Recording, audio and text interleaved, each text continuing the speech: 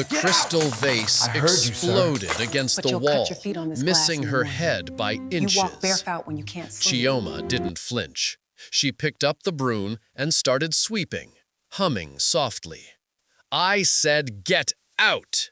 Kang Ji-woo's voice could freeze blood. She looked up at Seoul's most feared mafia boss and smiled. "I heard you, sir, but you'll cut your feet on this glass in the morning. You walk barefoot when you can't sleep." He stared at her like she'd grown a second head. Stay until the end to see how a maid's kindness brought a monster to his knees. Hit the subscribe button because this story will wreck you in the best possible way. Let's dive in. Kang Ji-woo hadn't always been a monster. 3 years ago, he'd been something close to human. He'd smiled occasionally. He'd had a wife he loved, a baby on the way, and plans that didn't involve blood and fear. But then, a car bomb meant for him had killed everything. And the man who walked away from that explosion had left his humanity in the flames. Now, at 35, he was the head of the Kang crime syndicate, a position he'd taken by force when his father's retirement had created a power vacuum. He ruled through terror, made examples of traitors, and hadn't felt a genuine emotion in 3 years. His mansion was a fortress. His staff were ghosts who learned quickly to be invisible, inaudible, and utterly forgettable. Chioma Noswu was his 7th housekeeper in 3 months. The others had quit after days, sometimes hours of his treatment. The deliberately impossible standards, the vase throwing, the cold silences that felt like being buried alive, the way he looked through people like they didn't exist. But Chioma was different from the first day. "Good morning, Mr. Kang," she'd said in careful Korean when Mrs. Park, the head housekeeper, introduced her. She'd bowed at exactly the right angle. She'd clearly studied Korean etiquette. But when she straightened, her eyes had met his directly. No fear, no calculation. Just a warm, steady gaze that made something uncomfortable twist in his chest. "You'll last a week," he'd said coldly, "at most." "We'll see," she'd replied, and that smile, that impossible, infuriating smile, had been there even then. The first act of defiance came on her 3rd day. Ji-woo had worked through the night, finally passing out at his desk around 6 a.m. When he woke 2 hours later, there was a yellow sticky note on his coffee mug. In careful Korean characters, it read, "Eat well." He'd stared at it for 5 full minutes, trying to understand what game she was playing. No one left him notes. No one worried about whether he ate. He'd crumpled the paper and thrown it away. The next morning, there was another note. "Have a good day today, too." He'd called Mrs. Park. "Tell the new maid to stop leaving notes." "Yes, sir." But the notes continued. Every morning, different messages. Sometimes in Korean, sometimes in English when the Korean was too complex for her. Rest is not weakness. Even kings need sleep. You forgot to eat dinner again. Ji-woo told himself he found them irritating. He absolutely did not keep them in his desk drawer, and he certainly didn't find himself looking for them each morning, something almost like anticipation curling in his stomach. On her 10th day, Ji-woo came down with a brutal flu. He'd ignored it for 3 days until he collapsed in his office, fever spiking to dangerous levels. When he woke up in his bed hours later, there was a bowl of soup on his nightstand, still steaming. Bright red, spicy smelling, definitely not Korean. Mrs. Park appeared in the doorway. "The new maid made it, sir. She said it's Nigerian pepper soup, her mother's recipe. She was very insistent you eat it while it's hot."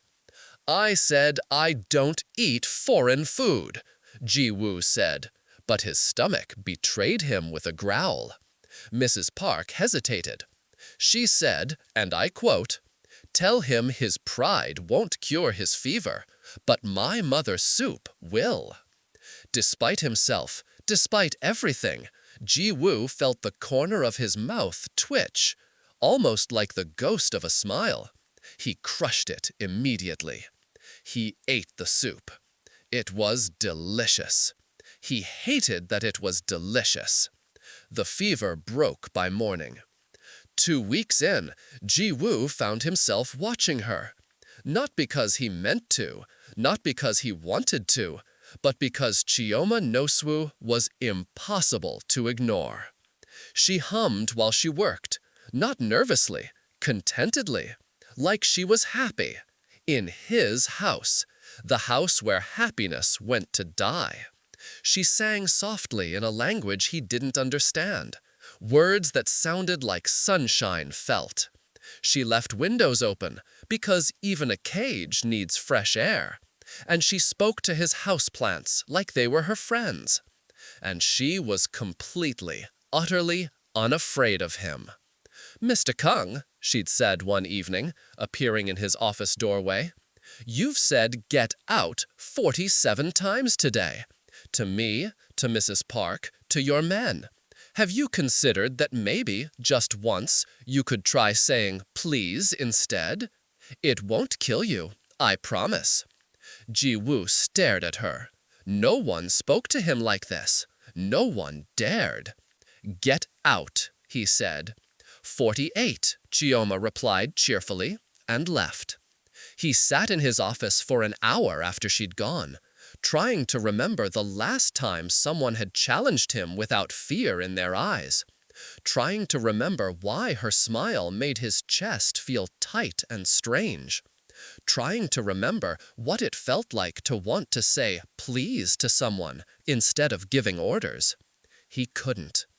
That night, for the first time in 3 years, Kang Ji-woo dreamed of something other than fire and death. He dreamed of a woman humming in his kitchen, sunlight on her dark skin, and the smell of pepper soup filling his house with warmth.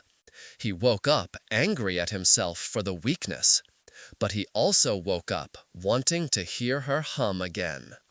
3 weeks into Chioma's employment, everything shattered. Ji-woo had been in back-to-back meetings for 48 hours, negotiating a truce with a rival family. When he finally dragged himself home at 2 a.m., exhausted and dangerous, he found Chioma in his dead wife's room. The room he'd locked 3 years ago. The room no one was allowed to enter. The room where baby clothes still hung in the closet and the crib still stood assembled in the corner. "What are you doing in here?" His voice was deadly quiet. Chioma turned from where she was standing by the window, and Ji-woo saw she was crying. Actually crying. For him. For his loss. This woman who barely knew him was crying tears he could no longer shed. "Mrs. Park told me," she said softly, "about your wife, your baby. I'm so sorry, Mr. Kang. I'm so sorry." "Get out," he said, but his voice cracked on the words. "No," Chioma said, and it was the first time she'd refused him directly. "You need someone to see this, to witness your pain. You can't carry it alone anymore. It's killing you." "I said get out," Ji-woo roared, his control finally snapping.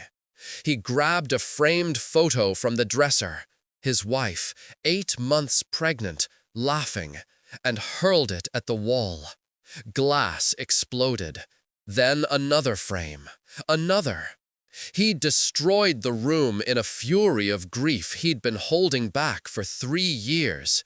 And through it all, Chioma didn't move, didn't run, didn't even flinch.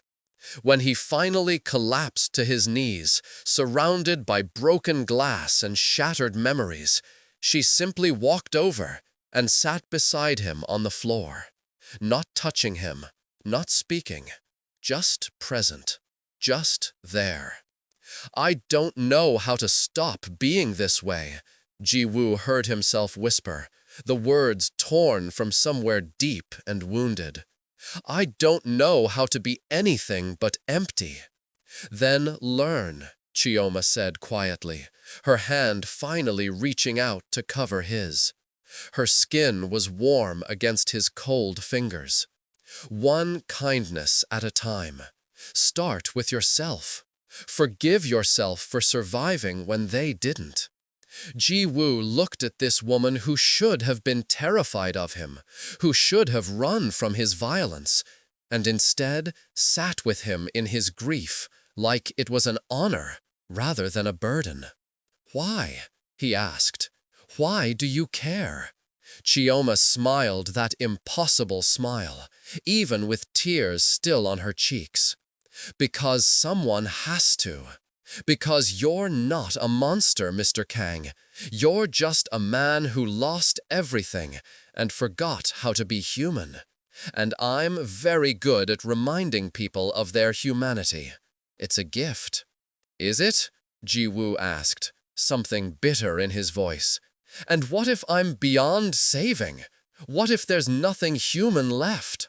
"Then I'll keep trying anyway," Chioma said simply. "That's what kindness means. Loving someone not despite their darkness, but through it." They sat in that destroyed room until sunrise, surrounded by broken glass and old grief, and Ji-woo felt something he hadn't felt in 3 years. Hope. Dangerous, terrifying, impossible hope. Late that night, Ji-woo heard a crash from the kitchen. He found Chioma collapsed on the floor, unconscious, blood trickling from her nose. Her phone lay beside her, a message in Igbo visible on the screen. When the ambulance arrived, the paramedics' assessment made Ji-woo's blood run cold. "She's been starving herself for weeks, maybe months," the doctor said in the hospital emergency room. "When was the last time she ate a proper meal?" Ji-woo stared through the window at the woman who'd been feeding him homemade Nigerian food every day, who'd made sure he ate when he worked too long, who hummed while she worked. The woman who'd been teaching him about kindness while slowly killing herself. Min-so appeared beside him, holding Chioma's phone with a translated message on the screen. "Mama, I sent this month's money for your treatment. Don't worry about me eating. The medicine is more important. I can manage on 1 meal every 2 days. I'm strong." Ji-woo's jaw clenched. She'd been starving herself to save her mother while making sure he was fed. While teaching a monster about compassion, she'd been dying from her own. "Sir, there's more," Min-so said hesitantly, scrolling through the phone. "She has files here, photographs of your documents, contracts, security footage. Looks like she's been spying on me," Ji-woo finished, something cold settling back into his chest. Of course it had been an act. Everyone wanted something from him. "Should I call the interrogation team?" Ji-woo looked at the unconscious woman in the hospital bed, IV dripping life back into her, and felt that crack in his chest widen painfully. "No, I'll handle this myself, when she wakes up." But before Min-so could respond, Chioma's phone rang. A Lagos number. Against his better judgment, Ji-woo answered. "Chioma?" A weak, elderly woman's voice spoke in English. "Baby, is that you?" "This is Kang Ji-woo," he said carefully. "Who is this?" A long pause. Then, "You're the Mafia boss, the one Chioma works for." The woman coughed, a wet, rattling sound. "Is my daughter okay?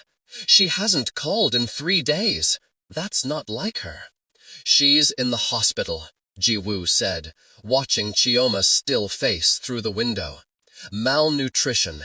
She's been sending you money for treatment instead of feeding herself." The woman's sob was heartbreaking. "Oh God, no, no. I told her to stop. I told her the treatment wasn't working anyway. I'm dying, Mr. Kang.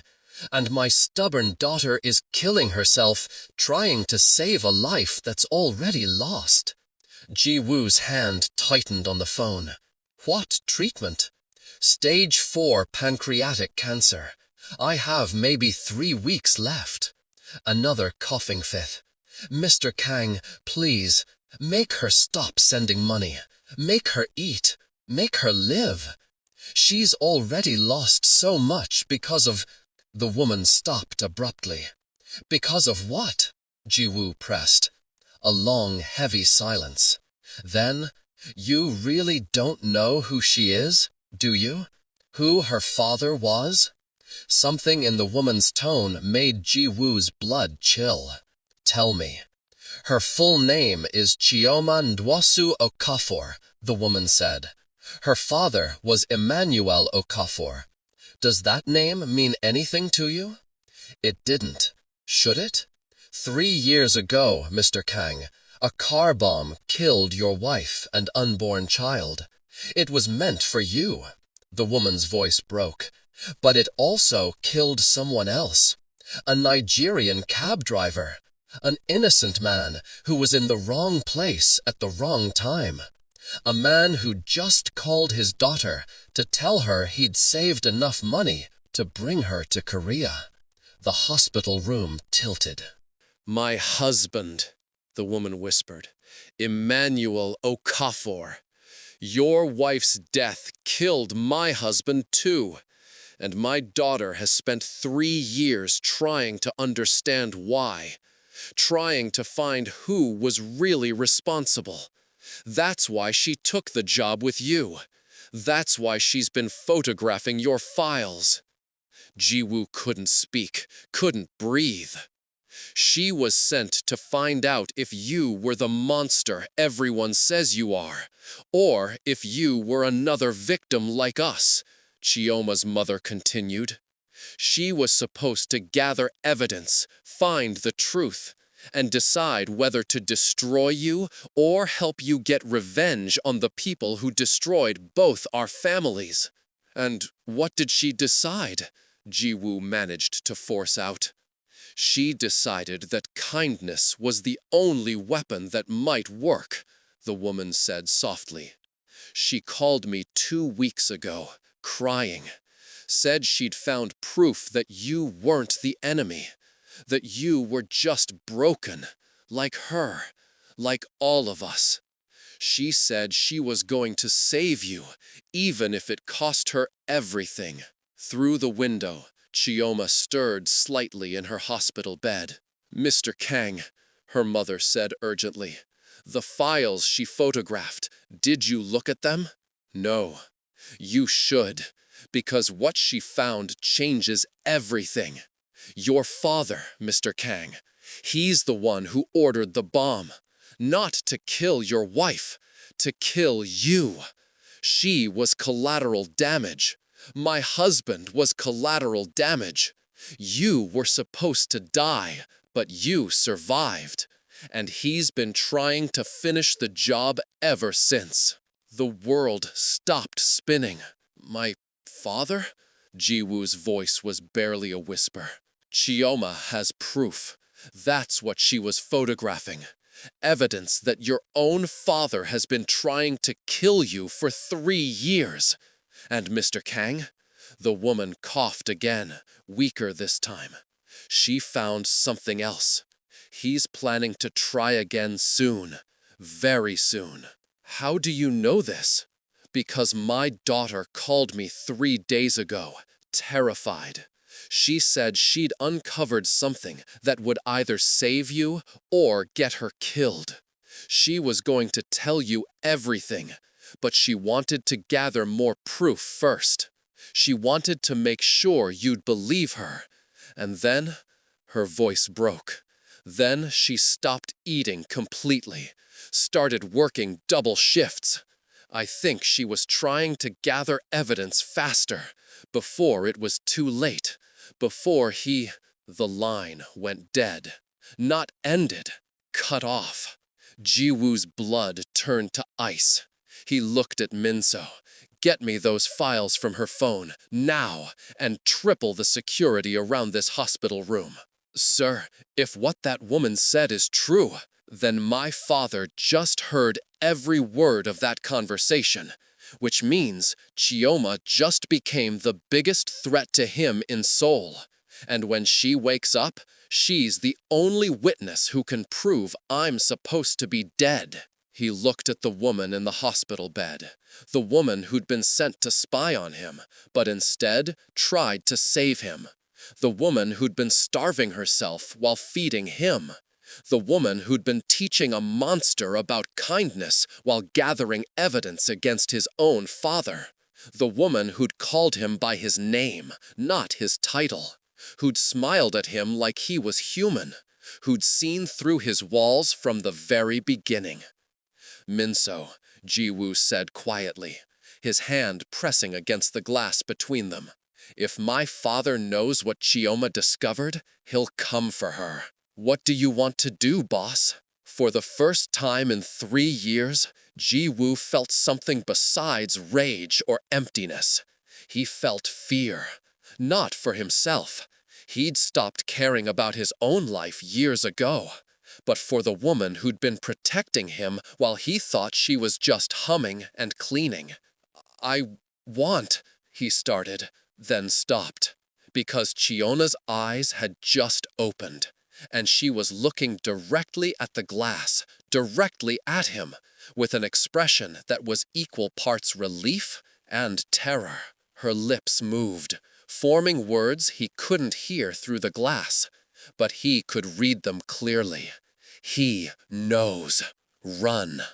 Then the hallway lights went out, and in the darkness, Ji-woo heard the unmistakable sound of safety catches being released. His father's men were already here. Ji-woo moved on pure instinct. Years of survival in the underworld had trained his body to react before his mind caught up.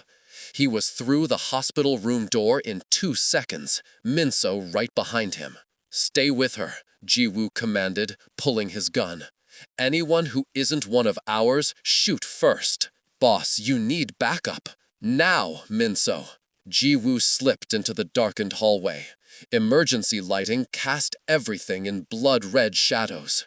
He counted at least 6 silhouettes moving towards Chioma's room with military precision. Professional. His father had sent professionals. A bullet whispered past his ear. Ji-woo dropped, rolled, came up firing. One shadow fell, then another. But there were too many, and they knew these halls as well as he did. His father had planned this perfectly. Inside the room, she heard Chioma's weak voice. Mr. Kang, what's happening? Your boss is trying to kill us both, Ji-woo called back, taking down another attacker. Stay down. That's new information I could have used earlier. Despite her condition, there was no panic in her voice. Just that same steady calm that had driven him crazy for weeks. A grenade rolled down the hallway. Flashbang. Close your eyes, Ji-woo roared, diving back into the room just as the world went white and silent. When his vision cleared, 3 men were in the doorway. Ji-woo fired until his gun clicked empty. Minso took down the last one with brutal efficiency. But Ji-woo's blood ran cold when he turned. Chioma's bed was empty. The IV lay ripped out on the floor, blood on the sheets. No, he breathed. Then he saw her, pressed against the wall beside the bathroom, holding a scalpel she'd grabbed from the medical tray. her hospital gown sweat-soaked, legs shaking, but eyes fierce. I wasn't just going to lie there waiting to die. That's not who I am. Despite everything, the attack, the revelation, the danger, Ji-woo felt that crack in his chest widen further. This woman, this impossible woman who smiled at monsters and refused to be a victim even while dying of starvation. "Can you walk?" he asked. "Can you carry me if I can't?" she countered. "Yes, then let's find out." They made it to the parking garage before the second wave hit. Ji-woo half-carried Chioma, her weight almost nothing in his arms. Too light. She'd been starving herself for months, and he was too blind to see it. "Your father really wants you dead," Chioma gasped as they ran. "The files I found, Ji-woo, it's not just the bomb. He's been embezzling from the family accounts for years. You finding out would ruin him." "Save your strength." "No." She gripped his shirt. "You need to know. He's planning a coup. Tomorrow night. Family meeting. He's going to have you killed in front of the entire syndicate and blame it on the Lee family. Make himself look like the hero who avenges you." Ji-woo's jaw clenched. His own father, the man who'd raised him to be cold, to trust no one, to see love as weakness. Of course that man would choose power over his own son. They reached his car. Min-seo was already behind the wheel, engine running. But as Ji-woo opened the back door to put Chioma inside, she suddenly went rigid in his arms. "Wait," she whispered. "Ji-woo, wait." He'd never heard her use his name without the honorific before. It stopped him cold. "The car," Chioma said, her voice tight with fear. 3 years ago, your wife. It was a car bomb. He'd do it again. It's his signature move." Ji-woo looked at Min-seo, who was already diving out of the driver's seat and popping the hood. 30 seconds later, his second-in-command emerged, face grim, holding a small device with wires. "She's right, boss. C4. Enough to turn this entire level into debris." Ji-woo looked down at the woman in his arms. The woman who just saved his life for the second time tonight while barely able to stand. "How did you know?" he asked quietly. "Because I've been studying him for 3 years, Chioma said. "I know how he thinks. I know his patterns. That's what the files were for. Not just evidence, a profile, a way to predict his moves." She looked up at Ji-woo with those warm eyes that had been seeing through him from the beginning. "I told you. I was sent here to decide whether to destroy you or save you. I chose save. That means keeping you alive." "Why?" The word tore out of him. "Your father died because of my family. You should hate me." "I did," Chioma admitted. "For 2 years, I hated you. Hated your name. Hated that you were alive and he wasn't. But then I found the files. Found out you were supposed to die too. Found out your father murdered your wife and my father in the same act of cruelty." Her hand touched his face, and Ji-woo realized he was shaking. "We're both victims, Ji-woo. Both survivors. Hating you won't bring my father back, but maybe, just maybe, saving you gives his death some meaning." Gunfire erupted from the stairwell. More men coming. "Boss, we need to move," Min-seo urged. Ji-woo made a decision that 3 years ago would have been impossible. He trusted her completely. "Where?" he asked Chioma. "Where can we go that he won't protect?" She smiled, that impossible smile, even in the middle of a war zone. "My apartment. It's tiny, it's in a terrible neighborhood, and it's the last place a mafia boss would hide. He'll never look there." "That's insane." "That's the point." She coughed, blood flecking her lips, and Ji-woo felt panic spike. She needed a hospital, rest, food. She needed to not be running for her life. But she was right.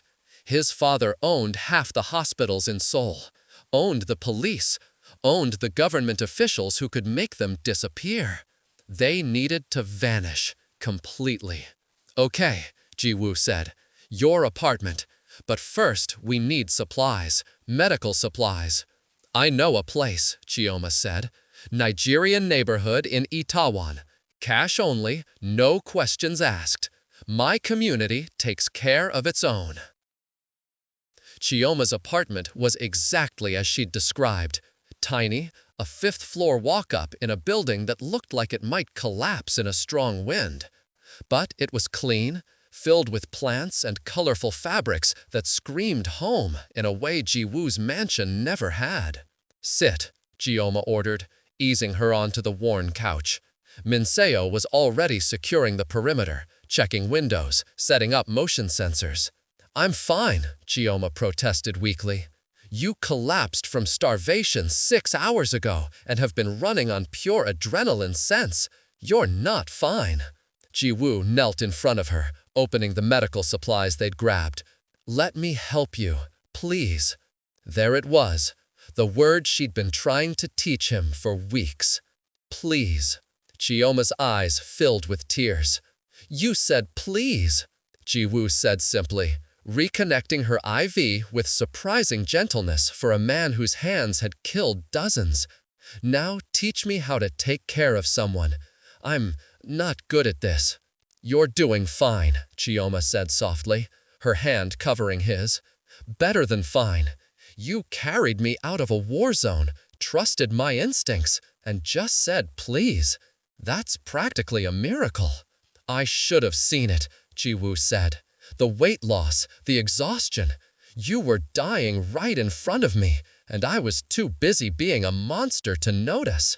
"You noticed the notes," Chioma pointed out. "You ate the soup. You let me sit with you in your wife's room. You're not as blind as you think." "I thought you were a spy," she corrected with a tired smile. "Just a spy who accidentally fell for her target." The words hung in the air between them. "Ji-woo." "Don't," she interrupted gently. "Don't say something just because I saved your life. Don't say something because you feel guilty. If you're going to say something, say it because you mean it." Ji-woo looked at this woman, who'd spent 3 years planning revenge, but chose kindness instead. Who'd starved herself to save her mother while teaching a monster how to be human. Who'd smiled at him like he deserved warmth when everyone else only gave him fear. "I don't know how to do this," he admitted. "I don't know how to care about someone without it being a weapon or a weakness. I don't know how to be what you deserve." "Then learn," Chioma said, her eyes drifting closed. "One kindness at a time. Start with keeping us both alive. We'll figure out the rest later." She fell asleep mid-sentence, exhaustion finally claiming her. Ji-woo sat watching her breathe, his hand still holding hers, and felt something he hadn't felt since the explosion.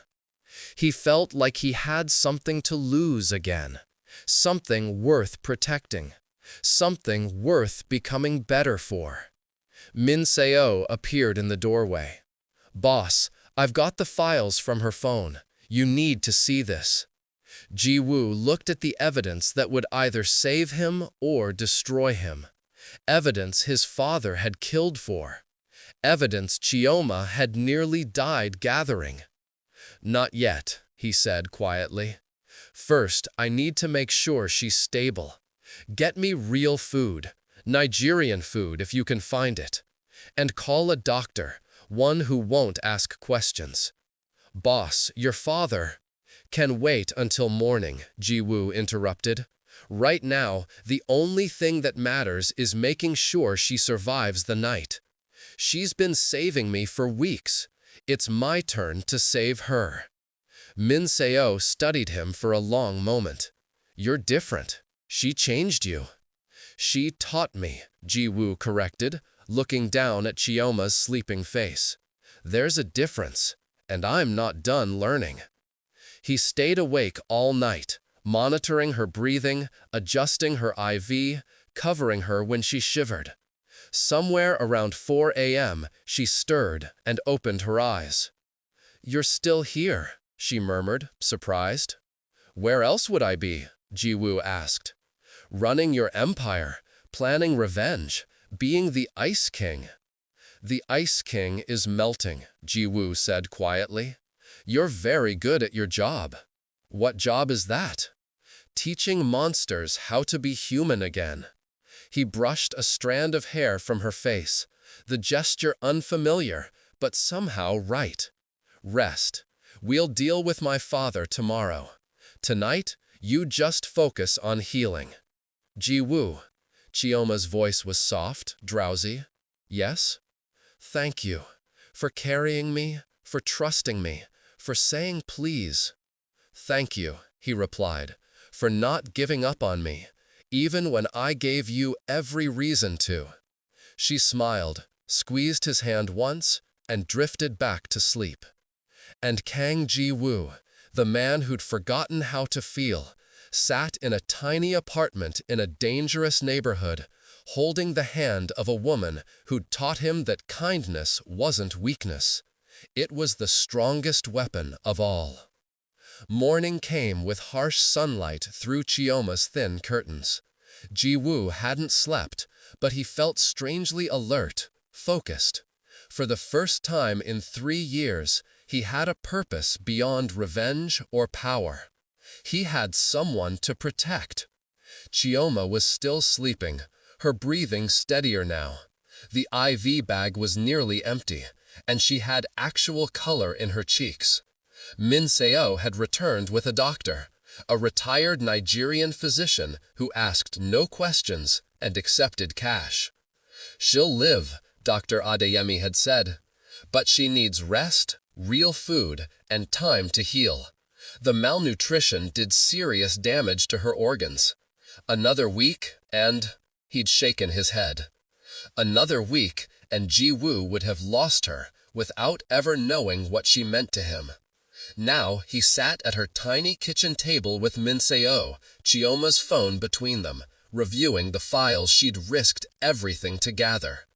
"Boss," Min-seo said quietly, scrolling through document after document, "this is extensive."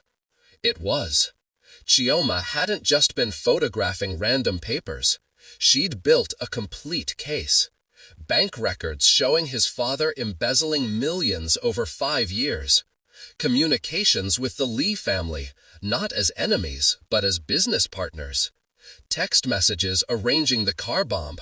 Security footage showing his father meeting with the bomber 2 days before the explosion. And the final piece, a recording. His father's voice, crystal clear, speaking to someone on the phone. "The boy is too soft, too much like his mother. He'll ruin everything I've built. Better to lose a daughter-in-law and an unborn heir than watch him destroy the empire with his weakness." Ji-woo's hands clenched into fists. His father had called his wife and child acceptable losses, had murdered them to get to him. And when that failed, had spent 3 years making it look like rival gangs were responsible. "There's more," Min-seo said, his voice tight. "Tomorrow's family meeting. Your father has already paid off half the captains. They're going to vote you out, declare you unfit to lead because you've been compromised by a foreign woman." "He's going to use Chioma against me," Ji-woo said flatly. "He already is. There are photos of you two at the hospital. Anonymous tips to the other families that the great Kang Ji-woo has been sleeping with his maid, that you've become weak, controlled by a woman. I haven't been sleeping with her. They don't care about the truth," Min-seo pointed out. "The appearance is enough. In our world, showing care for anyone is weakness. Your father is using your humanity as a weapon against you." Ji-woo looked at Chioma sleeping on the couch, the woman who'd taught him that humanity wasn't weakness, that kindness wasn't surrender, that caring about someone made you stronger, not weaker. Then we change the world, he said quietly. Boss, our world operates on fear, on cruelty, on the idea that love is a liability. Ji-woo stood, his decision made. We're going to walk into that meeting tomorrow with all this evidence, expose my father, and show them that the reason I'm stronger now isn't despite caring about Chioma, it's because of it. That's insane, Minseo said, but he was smiling. Completely insane. I learned from the best, Ji-woo replied, looking down at Chioma. She taught me that sometimes the insane choice is the right one. An hour later, Chioma's phone rang. Ji-woo almost didn't answer it. She needed rest. But the screen showed Mama, and something in his chest twisted. Hello? He answered. Mr. Kang, is my daughter? The voice was weaker than yesterday, raspier. Is my daughter? She's alive, sleeping, recovering. Thank God. A long pause filled with labored breathing. Mr. Kang, I need to tell you something. About my husband. About Emmanuel. Ji-woo sat down, suddenly needing to hear this. He told Chioma's mother to continue. He wasn't just a cab driver, Chioma's mother continued. Before we came to Korea, he was military intelligence in Nigeria, anti-terrorism unit. He took the cab job because we needed money, but he was still observant, always watching, always noticing things. Why are you telling me this? Because the day he died, he called me, told me something wasn't right about the fare he'd just picked up, a pregnant woman and her driver heading to a routine appointment. He said there was a car following them, that his instincts were screaming danger. Her voice cracked. He told me he loved me, that if anything happened, I should tell Chioma he died doing what he did best, protecting people. Ji-woo's throat tightened. Are you saying? My husband saw the bomb, Chioma's mother whispered. In those final moments, he saw it, and he tried to push your wife's car out of the way with his cab. The explosion happened during the impact. He didn't save her, but he tried. Even knowing it would kill him, Emmanuel tried. Tears Ji-woo didn't know he could still cry burned his eyes. I didn't know. How could you? Everyone focused on your loss. But Mr. Kang, that's why Chioma came to you. Not just for answers, but because her father's last act was trying to save your family. She felt like finishing what he started, protecting you, making his death mean something. She's done that, Ji-woo said roughly. She's done more than that. She saved my life multiple times. Then save hers, Chioma's mother said urgently. Mr. Kang, I'm dying. I have days, maybe a week, and when I go, Chioma will have no one, no family left. She poured everything into saving me, saving you, and she'll be alone. Promise me you'll take care of her. Promise me my daughter won't be alone. She won't be, Ji-woo said, the words coming from somewhere deep and certain. I promise. On my wife's memory, on your husband's sacrifice, I promise. Thank you. The relief in her voice was palpable. And, Mr. Kang, don't let her push you away when I die. She'll try. She'll say she doesn't want to burden you with her grief, but she needs you, even if she won't admit it. The call ended, and Ji-woo sat in the weak morning light, holding the phone of a woman who'd spent 3 years preparing to either destroy him or save him, and had chosen to save him at the cost of everything. "You heard," Chioma's voice said softly from the couch. Ji-woo turned. She was awake, tears streaming down her face. "I heard," he confirmed. "My mother is dying, and I'm here playing nurse to a mafia boss," Chioma said, her voice breaking. "I should be in Lagos. I should be with her. But I can't leave because your father will kill you the moment I'm gone. And I can't let him win. I can't let my father's sacrifice be for nothing." Ji-woo crossed to her, knelt beside the couch, and did something he'd never done in his life. He pulled her into his arms and let her cry into his chest, his hand stroking her hair, his own tears falling silently into her curls.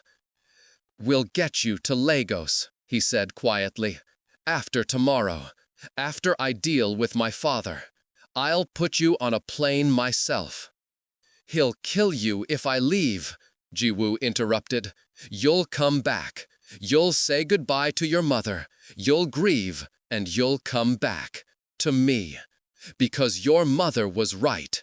You're not going to be alone, Chioma. Not anymore. Not ever again." She pulled back to look at him, searching her face. "Why? Why would you do this for me?" "Because you taught me something nobody else could," Ji-woo said simply. "You taught me that strength isn't about being untouchable. It's about choosing to care, even when caring hurts. You taught me that the bravest thing I could do isn't killing my enemies. It's protecting the people I love." "Love," Chioma whispered. Ji-woo wiped the tears from her face with his thumbs, his touch gentle. "I don't know how to do this properly. I don't know the right words or the right gestures, but I know that the thought of losing you terrifies me more than my father's bullets.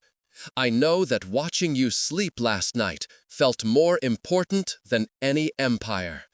I know that I want to learn how to be the man who deserves your kindness." "Ji-woo, I'm not asking you to love me back," he continued. "I'm just asking you to let me try. Let me take care of you the way you've been taking care of me. Let me learn from you. Let me—" Chioma kissed him, soft, tentative, tasting of salt and hope, and something that felt like a beginning.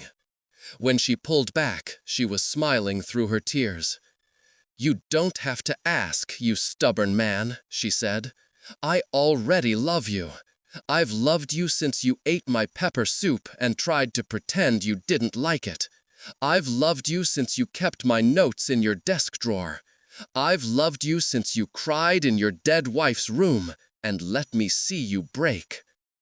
"That's insane," Ji-woo said, echoing Minso's words from earlier. "You barely know me." "I know the important parts," Chioma replied. "I know you're capable of change. I know you say please now. I know you carried me through a war zone and stayed awake all night to make sure I kept breathing. That's enough. The rest we'll figure out together." "Together," Ji-woo repeated, liking the sound of it. "But first," Chioma said, her practical nature reasserting herself even in this moment, "we need to survive tomorrow. Your father has an army. We have evidence and audacity. Those aren't great odds." "We also have something he doesn't," Ji-woo pointed out. "What's that?" "People who fight for us because they want to, not because they're afraid." He stood, helping her up carefully. "Minso believes in this. The doctor came because he trusts you. Your community in Itaewon will help because you've helped them. That's what kindness builds, Chioma. Loyalty that can't be bought or beaten into existence." You really were paying attention, she said, impressed. I had a good teacher. Minso appeared in the doorway, his expression grim. Boss, we have a problem. Your father just moved the meeting up. It's happening tonight, not tomorrow. He knows we're alive. He's forcing a confrontation before we're ready. Chioma swayed slightly. Ji-woo steadied her immediately. Can you do this? He asked her quietly. Can you stand in a room full of killers and testify against the head of the most powerful crime family in Seoul? Because I won't let you if it's too much. I'll find another way. Chioma looked at him with those eyes that had been teaching him about humanity from the very beginning. My father died trying to save your family. Your wife died protecting the child she carried. My mother is dying knowing her daughter found purpose in protecting you. This isn't too much, Ji-woo. This is exactly what I'm supposed to do. This is how we honor them all. Then we do it together, Ji-woo said. Together, Chioma agreed.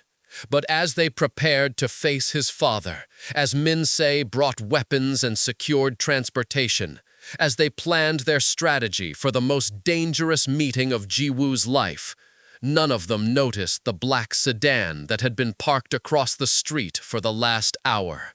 None of them saw the man in the driver's seat lift a phone and make a call. She's with him, in some apartment in Itaewon. Yes, I'm sure. They look close, very close. No, sir, I don't think he knows we found them. Should I wait for the meeting or— The man listened to whatever instructions came through, his face growing pale. Understood, sir. I'll make it look like the Lee family. Clean, professional. Both targets eliminated before tonight. He hung up and pulled out a remote detonator. Ji-woo's father wasn't taking any chances. The meeting was a distraction. The real plan was already in motion. And in 3 minutes, the bomb under Chioma's apartment building would detonate, taking the entire structure down and burying his enemies under rubble and fire. The countdown had already begun. Min-se's phone buzzed. A text from one of his street contacts. Black sedan, across from target location. 2 hours. Watcher. He looked up sharply. Boss, we need to leave now. What? Now! The training that had kept Ji-woo alive for 35 years kicked in. He grabbed Chioma, threw her over his shoulder despite her protest, and ran. Minso was already at the door, gun drawn. They hit the stairwell at a sprint. 4th floor, 3rd, 2nd. The explosion came when they were between the 1st floor and ground level. The building didn't just shake, it roared. The entire structure folded in on itself like a house of cards. 5 stories of concrete and steel collapsing into dust and screaming metal. The shockwave threw them through the exit door and onto the street, debris raining down like deadly hail. Ji-woo's body covered Chioma's, his back taking the impact of falling rubble. Pain exploded through his shoulder, his ribs. But he didn't move until the noise stopped, until the dust began to settle. Chioma, his voice was raw. Chioma, answer me. I'm okay, she coughed beneath him. Ji-woo, you're bleeding. I'm fine. He wasn't. His shoulder was dislocated, and at least 2 ribs were cracked. But she was alive. That was all that mattered. Minso emerged from the dust, limping but operational. The surveillance car is gone, detonated remotely and fled. Boss, he's trying to kill you before the meeting. He knows we have evidence. Ji-woo helped Chioma to her feet, his jaw clenched against the pain. Behind them, Chioma's building, her home, her sanctuary, was nothing but rubble. The Nigerian doctor who'd helped them, the neighbors who'd smiled at Chioma in the halls, The street vendors she'd bought food from that morning. Gone. All gone. How many? Chioma whispered, staring at the destruction. I don't know, Minso said quietly. Rescue teams are coming, but my father doesn't care about collateral damage, Ji-woo finished, rage burning cold and clean in his chest. He never has. Chioma turned to look at him, and something in her eyes had changed. The warmth was still there, but now it was tempered with steel. Then we end this. Tonight. No more running. No more hiding.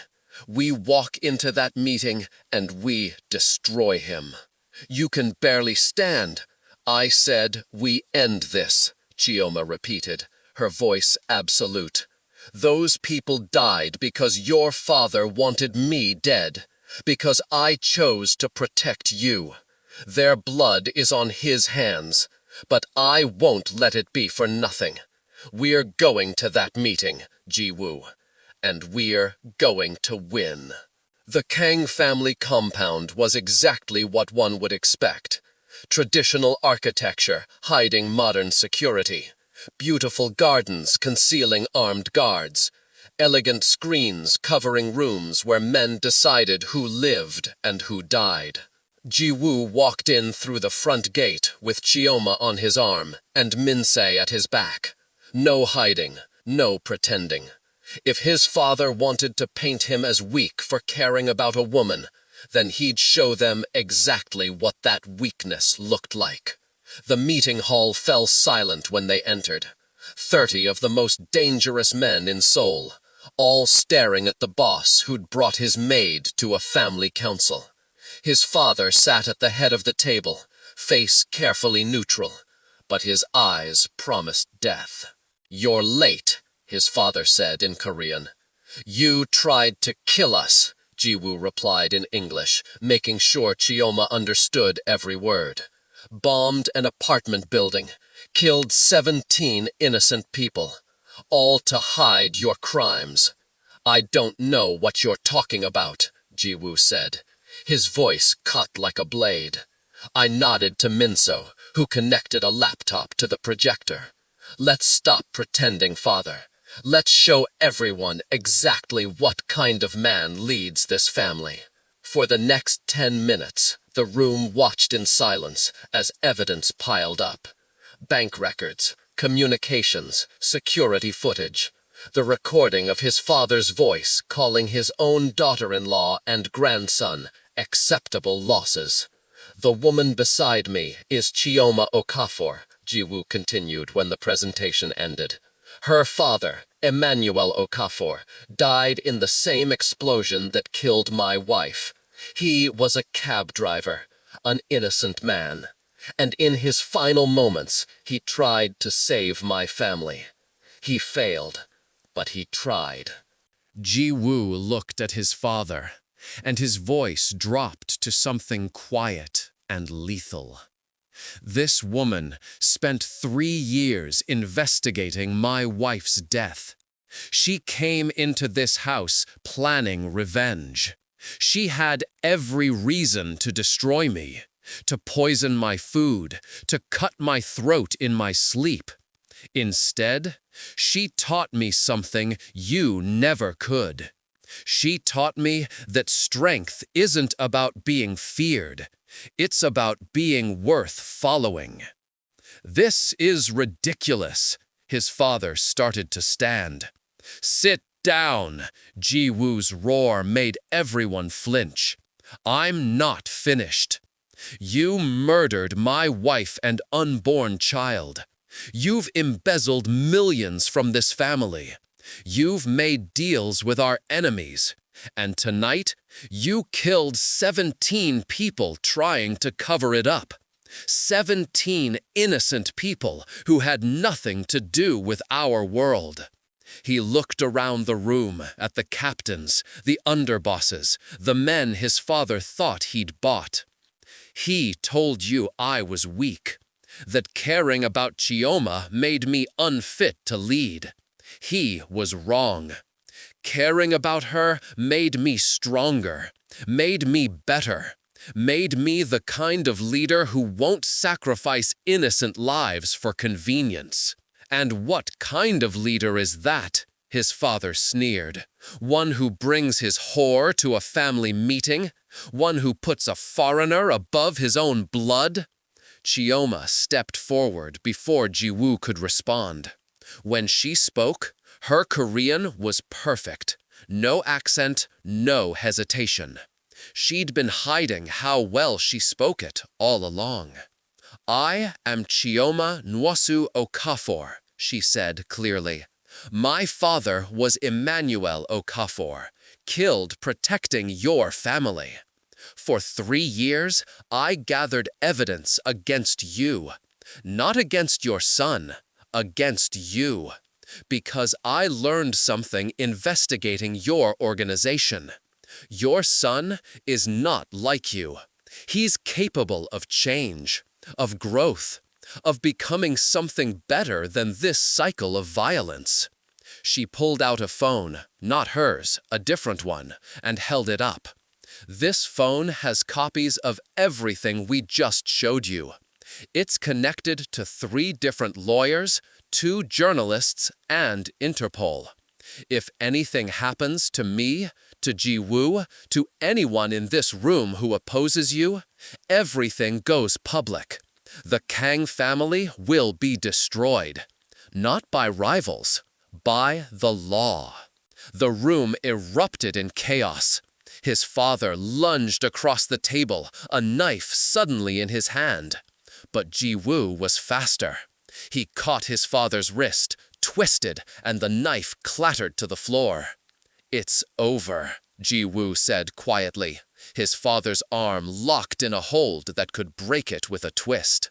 "You can come quietly, face the family's judgment, or I can end this right now. Your choice." He spat in his face. "You're weak, just like your mother. This woman has destroyed you." "No," Ji-woo said, and for the first time in 3 years, he smiled. "She saved me. There's a difference." The captains voted. One by one, they stood, not for his father, but for Ji-woo. Because leadership built on fear always crumbles. But leadership built on respect, on being someone worth following, that endures. His father was removed from the compound in chains, headed for a cell that would hold him until the family decided his fate. Ji-woo didn't watch him go. He was too busy holding Chioma, who'd collapsed the moment the adrenaline faded. "I've got you," he murmured. "I've got you." "I know," she whispered back. "I've always known." The cemetery in Lagos was bright with afternoon sun and flowers. Chioma knelt at her mother's grave, Ji-woo standing silently behind her, and spoke in Igbo to the woman who'd asked a mafia boss to protect her daughter.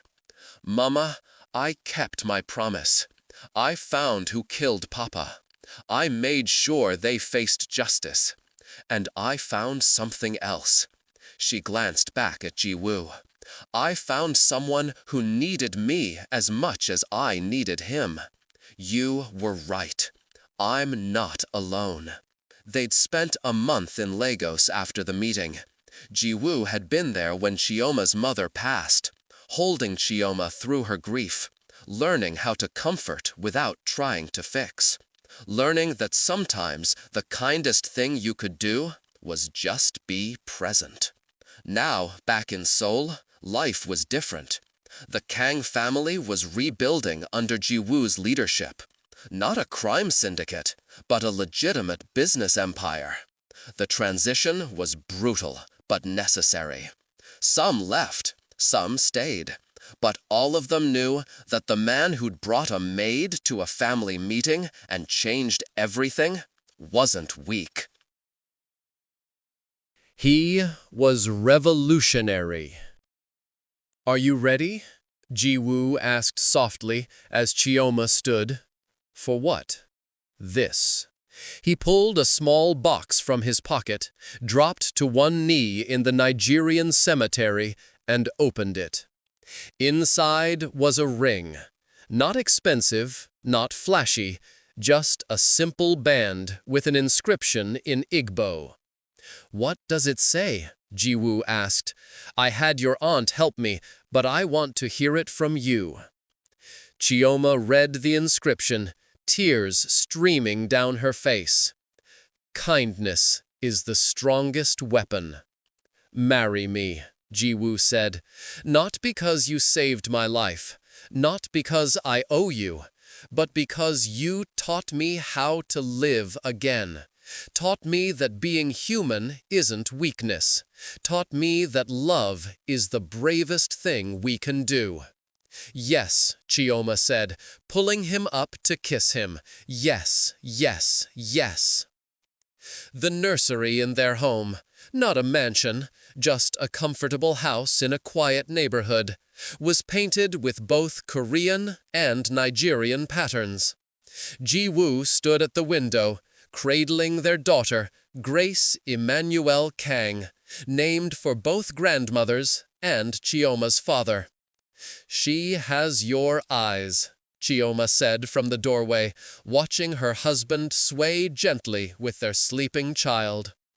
"She has your spirit," replied, "already arguing with me at 3 months old."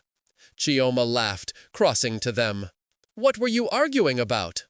"I told her she can't date until she's 35, Ji-woo said seriously. "She's 3 months old. It's never too early to set expectations." They stood together in the nursery, this impossible family, built from tragedy and kindness, and Ji-woo felt something he never thought he'd feel again. Peace. "Thank you," he said quietly to Chioma. "For what?" "For not giving up on me, for teaching me that monsters can learn to be human, for showing me that the bravest thing I ever did wasn't surviving the explosion, it was letting you teach me how to live after it." Chioma leaned her head on his shoulder. "You did the hard part. You chose to learn. I just provided the lessons." "Best teacher I ever had," Ji-woo murmured, pressing a kiss to her temple. Their daughter stirred, made a small sound of contentment, and settled back into sleep. And in that quiet moment, in a nursery painted with 2 cultures, held together by 2 people who'd found each other in darkness, the lesson was complete. Kindness wasn't weakness. It was revolution. It was healing. It was love. And it was the strongest weapon of all. If this story moved you, hit that like button right now. Drop a comment and tell me, would you have chosen revenge or kindness? Could you forgive someone from the family that destroyed yours? Let me know below. Subscribe for more stories about impossible love, second chances, and the kind of transformation that only happens when someone refuses to give up on you. We've got more coming that will wreck you in the best way. Turn on notifications because next week's story will even leave you more, possibly weak. You don't want to miss it. Thank you for watching. See you in the next one.